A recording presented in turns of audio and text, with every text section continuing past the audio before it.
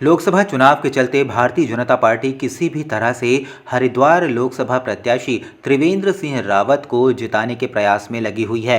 इसी के चलते आज रुड़की के इमली खेड़ा में हरियाणा के मुख्यमंत्री नायाब सिंह सैनी ने पहुंचकर केंद्र की मोदी सरकार की योजनाओं से अवगत कराया और खास तौर पर सैनी समाज को भारतीय जनता पार्टी से जुड़कर इस बार त्रिवेंद्र सिंह रावत को भारी मतों से जिताने की बात कही।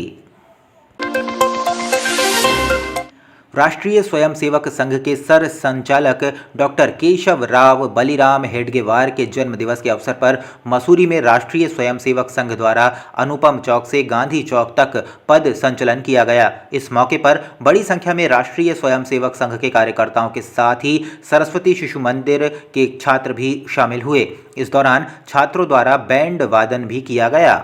पथ संचलन का कार्यक्रम चलाया। ये प्रत्येक वर्ष माननीय प्रथम सर संचालक जी डॉक्टर हेडगेवार जी की जन्मतिथि पर प्रत्येक नगर में पूरे राष्ट्र में चलता है और इसका उद्देश्य है राष्ट्र को एकीकृत करना। एक होटल के सभागार में इंडिया गठबंधन के घटक दलों की बैठक आयोजित की गई।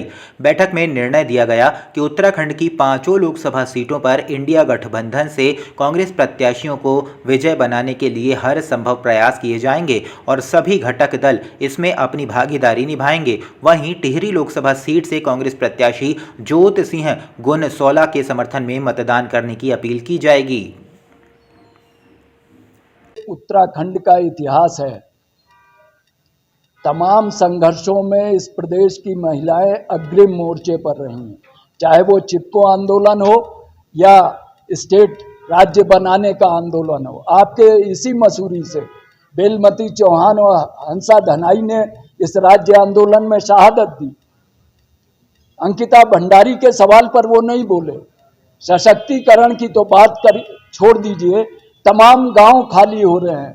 महिलाओं को किस कष्ट से होके गुजरना पड़ रहा है उस पर प्रधानमंत्री एक शब्द नहीं बोलते, मीठी मीठी बातें करते हैं। अंकिता भंडारी की घटना ने पूरे प्रदेश को झकझोरा है, उस पर प्रधानमंत्री को स्पष्ट रूप से ये अपना पक्ष रखना चाहिए था। ये इस चीज को बता रहा है कि आप बड़े बड़े दावे और वादे जो करते हैं जमीन पर आते ही उनकी हवा निकल जाती है और वही प्रधानमंत्री के पूरे भाषण से जाहिर हुआ है। जनता अब भाजपा और उनके नेतृत्व की असलियत को समझ रही है। मुझे लगता है इस चुनाव में उनको सबक मिलेगा।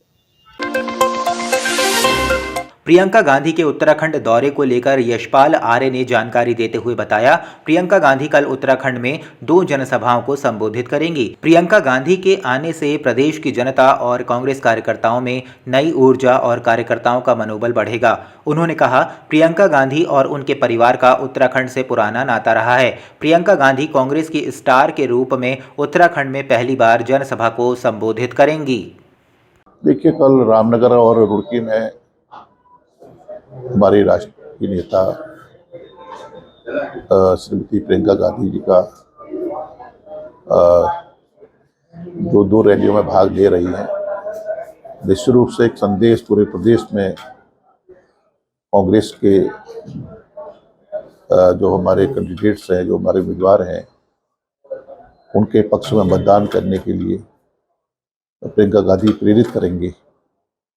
और मेरा मानना है कि प्रियंका जी का, राहुल जी का, पंडित जवाहरलाल नेहरू जी इस प्रदेश से एक रिश्ता है और यकीनन उनके आगमन से जो कांग्रेस के हजारों हजार कांग्रेस के कार्यकर्ता हैं उनका मनोबल भी बढ़ेगा और जो संदेश वो देंगी पूरे प्रदेश की आवाम को, उस संदेश को जनता के बीच पे ले जाने का काम करेंगे।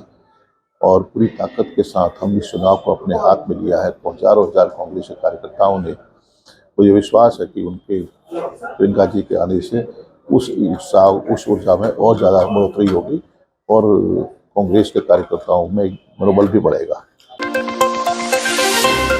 लोकसभा चुनाव 2024 में चुनाव अधिकारी नैनीताल द्वारा 5 पोलिंग स्टेशनों को सभी सुविधाएं प्रदान करने के निर्देश दिए गए हैं। यह नगर निगम के द्वारा सभी सुविधा उपलब्ध कराए जाएंगे। इसलिए मैं पोलिंग स्टेशनों का नाम चकाचक पोलिंग स्टेशन रखा जाएगा। इन सभी पोलिंग स्टेशन पर लगभग 3,20,081 पुरुष व महिलाएं मतदान दल सकेंगे, जिसके लिए नगर निगम ने अभी से तैयारी शुरू कर दी है। को लेकर के उतना उत्साह नहीं देखा जाता है। इसके शहरी क्षेत्र में जहाँ पर भी ऐसे पोलिंग स्टेशन है जहाँ पर 5 या उससे ज़्यादा पोलिंग बूथ हैं, ऐसे टॉप 5 पोलिंग स्टेशन को नगर निगम हल्द्वानी काठगोदाम के द्वारा अडॉप्ट किया गया है। वहाँ पर हम यथासंभव सभी आवश्यक सुविधाएं प्रदान करेंगे, जैसे पेयजल है, टेंट है, शेड है और क्यू मैनेजमेंट के लिए वॉलंटियर्स रहेंगे। भीड़ को नियंत्रित करने की व्यवस्था, यदि कहीं बैरिकेड करना होगा तो बैरिकेड भी करेंगे, इत्यादि जो भी व्यवस्थाएं हैं, ताकि अर्बन एपैथी को एड्रेस किया जा सके, ताकि वहाँ पर जो लोग मतदान करने आएँ उनको किसी प्रकार की असुविधा ना रहे।